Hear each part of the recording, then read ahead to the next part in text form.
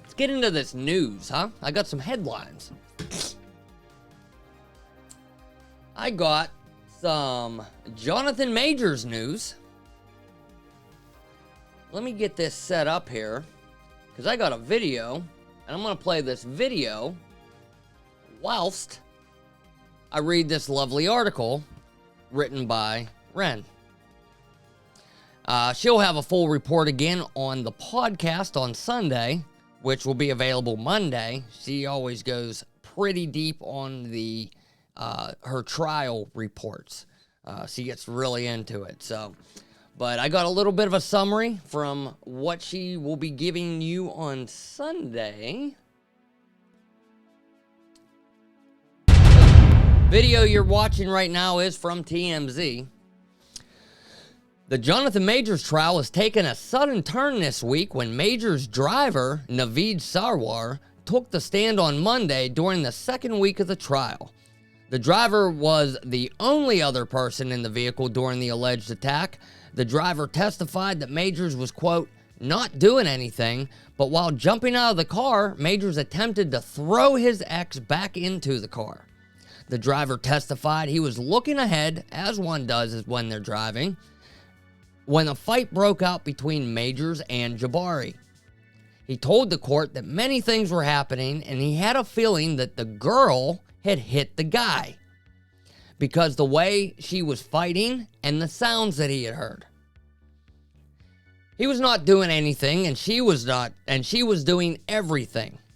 When Majors exited the vehicle, video surveillance shows Majors picking up Jabari and shoving her back into the vehicle.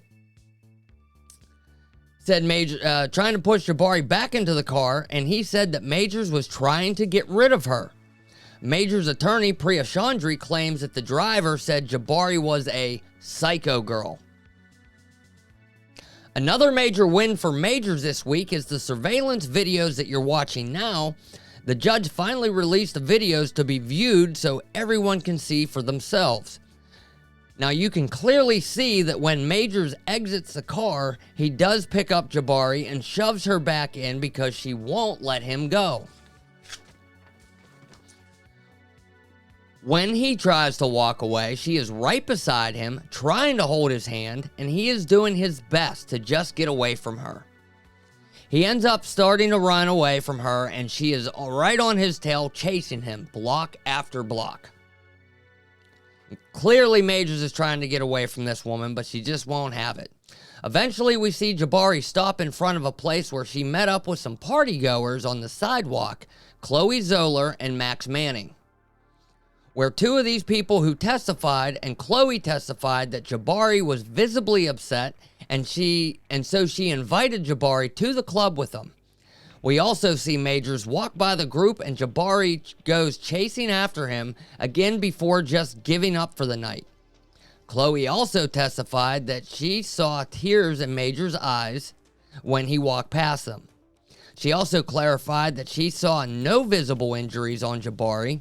She said later that night, when they were in the club, they got ice for Jabari's finger because Jabari said it was hurting. There was no other evidence of Jabari being hurt, and the jury is currently deliberating, and we should find out if Majors is innocent or guilty by tomorrow.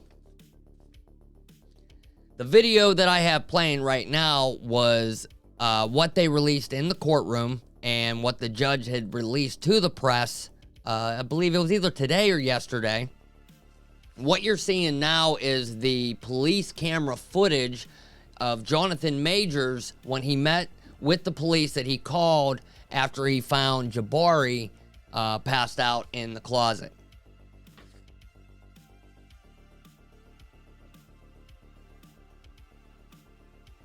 What an unfortunate situation. Clearly, you can see she's a little bit out of it here. It was reported that she had taken some sleeping pills. She stated she took 2 sleeping pills, and from the sound of the testimonies, Jabari has a little bit of a drinking issue.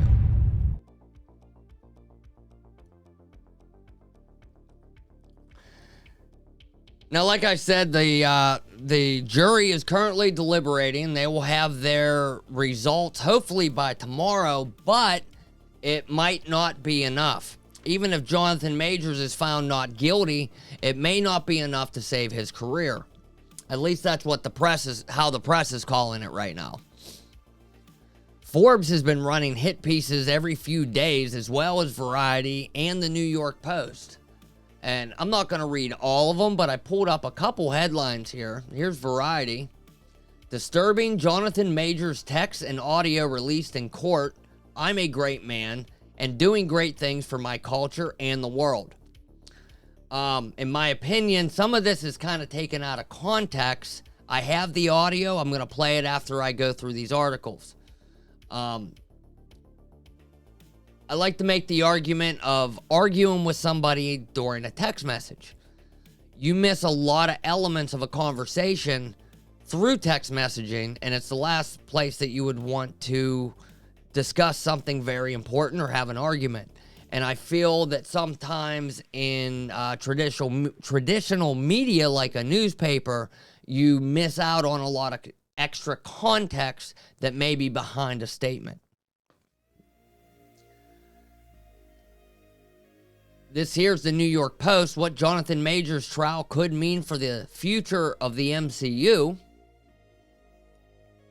And this here is Forbes. Like I said, it seems like they've been running some hit pieces on Jonathan Majors even since the trial had begun. This is from today.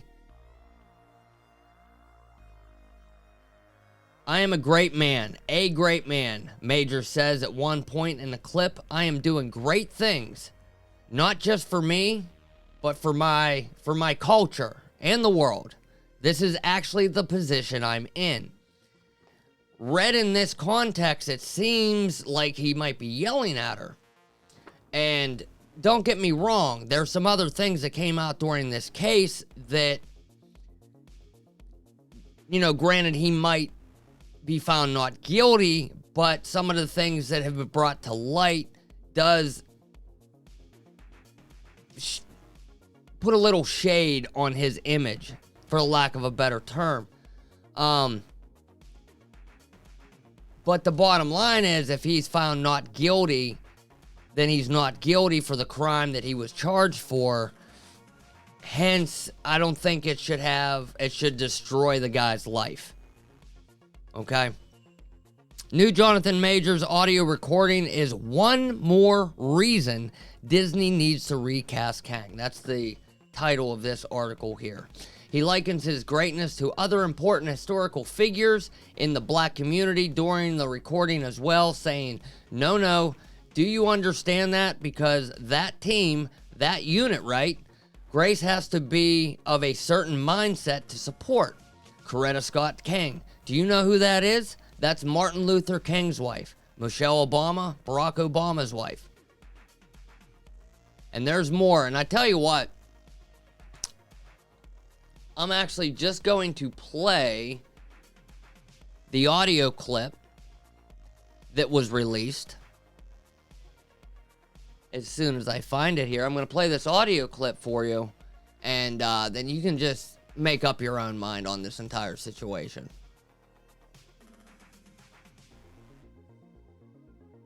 Let me turn this down a little bit. There we go.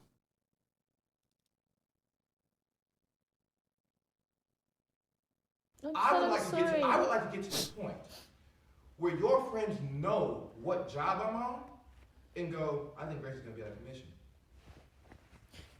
You know what I mean? Yeah, I won't. No, you understand that? Because that team, that unit, right?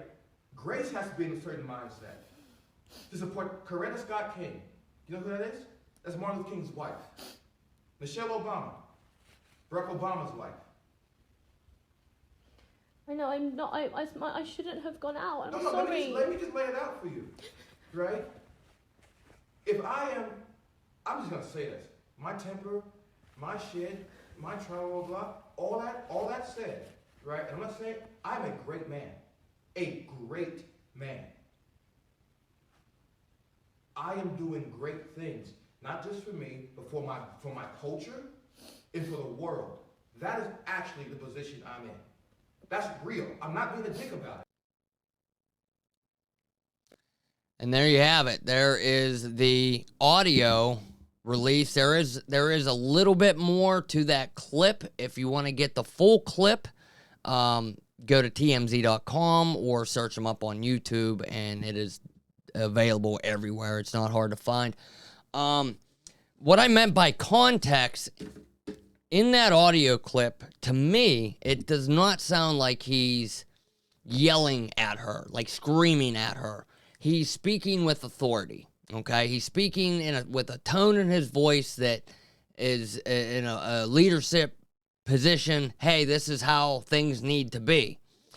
And I feel that he's trying to explain that in his position, whether he asked for it or not, it is what it is. He is a public figure. He is in the eyes of the world, and he is a role model for a lot of kids out in the world. And what he's trying to convey is that with the position he's in comes responsibilities, and she was not upholding her end of that agreement, meaning her alcohol problems. He's trying to display an image that is in line with his level, and his other half is doing things to taint that image. And with that being said, I can understand his side of the argument. Now, it was also said during this trial, and they released audio stating that he tried to talk her out of going to the hospital over an injury that she allegedly had to her head.